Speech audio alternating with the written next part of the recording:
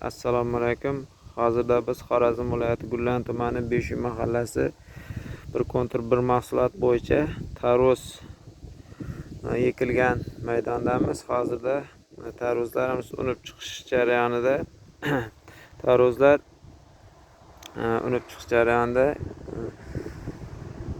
zamonaviy texnikalar va kimyoviy dori-darmonlar bilan yetishtirish jarayonida.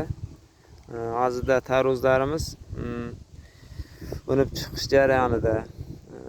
Tarvuzlarimiz hozir bu maydonimiz 12 gektarni tashkil qilib 33 ta ijarachidan iborat. Bu yer Dinara Yaxshimuratova kooperativiga birikkan bo'lib 31 ta ijarachidan iborat. Hozir bu yerni tarvuzlar yetishtirilishiga